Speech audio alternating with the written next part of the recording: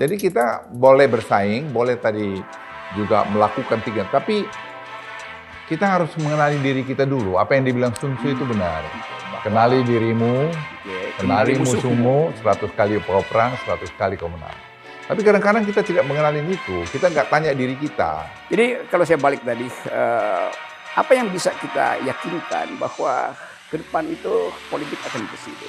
Sementara orang melihat bahwa Pak Jokowi masih sangat semangat dengan musyawarah rakyat di mana-mana itu. Kemarin Pak Jokowi bilang, ya silakan yang mengusulkan 3 periode, oke-oke aja, kan itu cuma pendapat. Tapi menurut saya harusnya tidak diucapkan Pak Jokowi, karena beliau adalah kepala negara. Kalau orang di bawah bisa ya 3 periode, tapi kan Pak Jokowi tahu bahwa itu terlarang oleh konstitusi. Ya, tapi saya kira kan itu orang nanya beliau, ya. Mas kenapa pengikut Bapak masih ada yang ngusulin Bapak 3 periode? Dia bilang gitu kan, pertanyaannya. Jawaban beliau itu kan hak demokrasinya orang, betul. Orang bilang juga Jokowi dungu, orang Jokowi bilang bodoh, saya kan nggak bilang apa-apa juga. Tapi Pak Presiden kan mesti kasih edukasi, nggak boleh itu menuntut 3 periode. Karena konstitusi kita bilang cukup 2 periode. Iya, tapi Presiden memang tidak pernah mengatakan bahwa dia mendorong ada konstitusi supaya berubah, nggak pernah. Nggak pernah itu. Tapi bahwa yang dia benarkan adalah, kalau rakyat berdiskusi pengen mau 3 periode, pengen mau 4 periode, pengen mau apa, itu hak rakyat. Yang dulu mungkin orang rame yang saya bilang big data. Orang men-twist itu. Baca betul-betul apa yang saya sebutkan dalam saya bilang big data yang ada itu menggambarkan seperti ini. Itu. Bahwa ada keinginan rakyat itu begini. Nah, saya hanya terus berpikir, the founding father kita itu kok bilang dulu tanpa batas gitu. Tapi itu apakah cocok? Ya mungkin perlu kita adakan penyesuaian di sana sini. Kita lihat dari tempat lain di mana seperti di Jerman, di mana kan tidak salah juga gitu. Kenapa mesti terus marah? Ya betul. Kenapa mesti marah sih? Saya heran. Saya kan tidak menjadi bagian untuk pengen jadi presiden. Saya tidak mau lagi. Saya sudah bilang jelas. Saya sudah cukup. Tapi saya juga ingin sharing pengalaman saya yang banyak dengan saya juga tadi tuh nggak bodoh-bodoh amat. Bisa juga berpikir gitu. Jadi kalau orang terus marah baru dibilang kalau nggak sesuai dengan dia, nggak boleh dong. Oke, coba sharing sedikit berdasarkan pengalaman Pak Luhut. Kalau konstitusi kembali ke naskah asli itu, jadi ada sistem MPR tuh. Ya itu saya kira bisa dibicarakan, bisa diomongin. Biarlah rakyat itu atau para politisi kita dengan jernih melihat mana sih yang terbaik dengan kondisi sekarang ini. Siapa politisi yang jernih sekarang? Semuanya main di wilayah abu-abu itu karena. Ya, nah pembicaraan kita paling tidak trigger pikiran mereka lah. Kan Gerung, ya, Rocky kan bicara. Anda kan terkenal kritis dan tajam. Ini sharing kepada publik untuk melihat, look ini ada pikiran begini. Tapi jangan terus marah.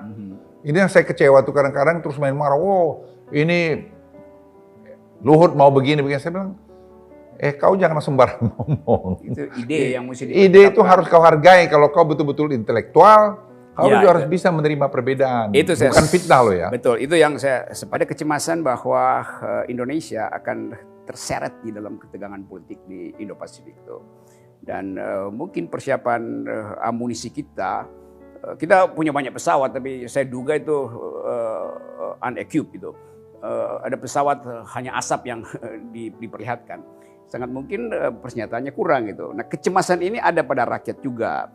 Dan rakyat mulai berpikir kalau terjadi ketegangan dari kan dulu ada filosofi dari Thucydides, seorang sejarawan Yunani yang membuat tesis yang sampai sekarang dijadikan tesis diplomasi internasional.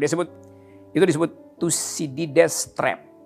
Artinya perang itu justru akan dimulai oleh negara-negara yang cemas, bukan negara-negara yang adik kuasa. Nah, kecemasan di Indo-Pasifik ada Cina itu.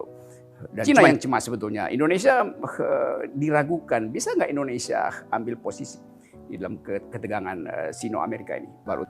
Ya, saya terus terang ya kagum melihat Pak Jokowi karena satu, beliau tuh nggak pernah seskuat kalau kami bilang ya, nggak pernah lemhanas, nggak pernah segala macam. Tapi saya berbicara sama beliau berkali-kali ya, beliau tuh memberikan pikiran-pikiran jernih strategis banget mengenai ini.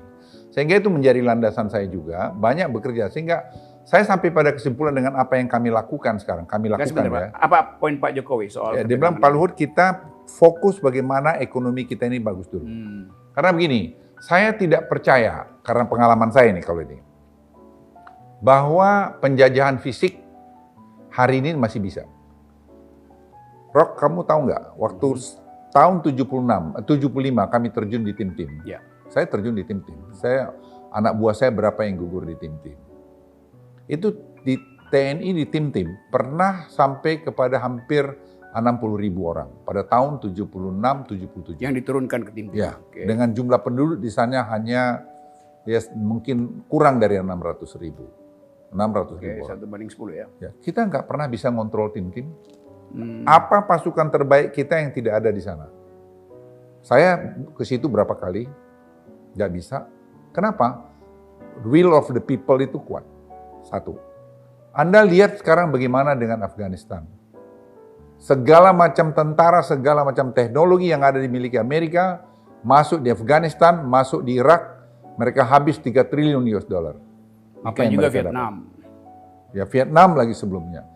Jadi itu tidak bisa. Yang saya percaya adalah bisa penjajahan ekonomi dan penjajahan teknologi sekarang ini. Nah, penjajahan ekonomi kalau kita kuat ekonominya, rakyatnya sejahtera, siapa yang mau invade ke Indonesia, invasi ke Indonesia? Di mana dia mau invasi? Pada zaman sekarang ini, ya. Jadi itu saya tidak percaya. Nah, oleh karena itu penguatan ekonomi, penguatan teknologi, penguatan pendidikan itu yang menjadi prioritas utama kita. Bertahan dengan itu. Ya, bukan berarti pertahanan tidak kita buat. Ya, makanya sekarang anggaran belanja TNI masih anggaran belanja tertinggi di Republik ini, yaitu masih 130 triliun kalau saya tidak keliru.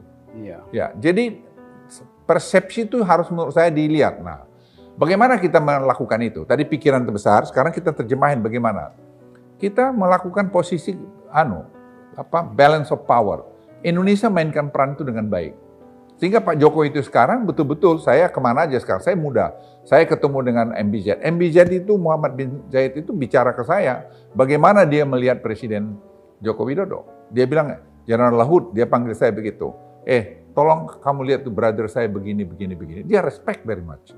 Sehingga dia ngasih bantuan untuk tadi IKN. Saya bilang, beri bantuan untuk IKN. Sampai kepada 50 miliar dolar. Itu tadinya 30-50 miliar melalui sovereign wealth fund. Tergantung kita menggunakan dana ini. Saya kemudian ketemu MBS. Apa saya bertemu MBS Muhammad bin Salman karena saya? Karena Presiden Joko Widodo. Apa saya ketemu dengan Pak MBZ karena saya? Tidak, karena Presiden Joko Widodo. Kenapa? Mereka melihat figur ini, orang yang sederhana ini, orang yang berani ini, yang berpikir bagus, dan melihat bahwa Indonesia kok maju di bawah beliau. Dan saya punya hubungan dengan Amerika sangat baik. Saya punya hubungan juga dengan Cina sangat baik. Dan saya bicara terbuka, tidak ada yang saya sembunyikan. Maksudnya dengan Amerika, dengan investor Amerika? Dengan pemerintah. Tadi malam kemarin saya masih bicara dengan National Security Advisor Amerika, Jack Sullivan. Saya bilang sama Jack, kamu jangan minta-minta saya aja ngomong ke presiden saya, minta presidenmu ngomong ke presiden saya. Exactly saya ngomong ini. Sampai deputi saya bilang, Pak Luhut tuh ngomong kayak ke temannya aja. Lalu saya bilang, dia apa? Kita bukan negara banana republik, kita nggak minta-minta, kita negara besar yang kita harus tunjukkan pada saat-saat seperti sekarang ini. Nggak ada yang perlu kita takutin, nggak ada yang perlu kita minta. Mereka, they need us. Kita butuh dia juga butuh kita.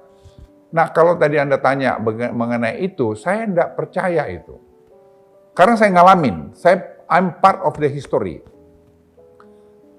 Dengan Perdana Menteri Australia, waktu beliau datang kemari, saya ditugasin, diundang duduk di sebelah Perdana Menteri.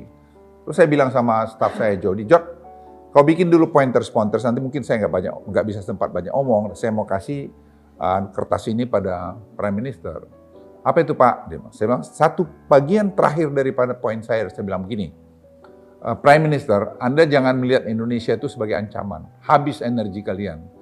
Melihat ancaman itu dari utara. Saya tentara, my background tentara, been trained in the special forces, so I know very well what's going on here. Gitu loh. Jadi saya bilang sama dia, jangan kamu khawatir itu, fokus saja kerjasama kita dalam bidang ekonomi.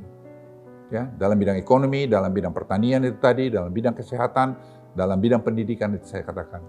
Karena kami sudah punya teritorial yang cukup, lebih, sudah punya jumlah penduduk yang banyak, dan sudah punya masalah yang banyak. Kami nggak mau tambah masalah lagi seperti Timur Timur dulu. Dan saya bagian dari sejarah, saya bilang sama dia. Dan kalian yang dulu menyuruh kami masuk di tim-tim, dengan Amerika menyuruh kami masuk di tim-tim, kami masuk di tim-tim, begitu kami masuk di tim-tim sudah sekian lama, kalian yang mengeluarkan kami juga dari sana. Jadi apa yang mau saya katakan, super power ini kadang-kadang juga tidak adil kalau kita tidak pintar. Dan saya bicara terbuka sama mereka, tidak pernah saya bicara seperti ini loh sama mereka, tidak peduli. Jadi bukan ada diplomasi saya gini, enggak. Anda di situ, saya di sini. Sama Jack Sullivan tuh saya ngomong berapa. Dia bilang, General Laut, kita ketemu di Washington bulan depan lagi gitu. Karena kebetulan saya juga ke Washington, kami akan ketemu. Kami akan bicara. Saya bilang, saya mau brief kamu, saya bilang sama dia. Tapi kalau kamu mau tahu, Indonesia itu di sini, kalian maaf saya bilang ya, maaf, sorry. Kalian tuh nggak aware bahwa Indonesia itu sebenarnya satu negara yang menentukan di kawasan ini. Kalian yang berhubungan dengan negara-negara yang keliling. Ada masalah, kalian teriak. Kami nggak ada masalah dengan Cina. Apa masalahnya? Saya bilang, saya dengan Wangi juga teleponan, bicara. Saya bisa bicara terakhir itu sampai 1,5 jam, 2 jam. Saya jelaskan apa yang kami mau, apa yang kami tidak suka, apa yang kita bisa kerjasamakan. Dan dia juga terima, dan saya bilang, kenapa kita mesti ribut ke media?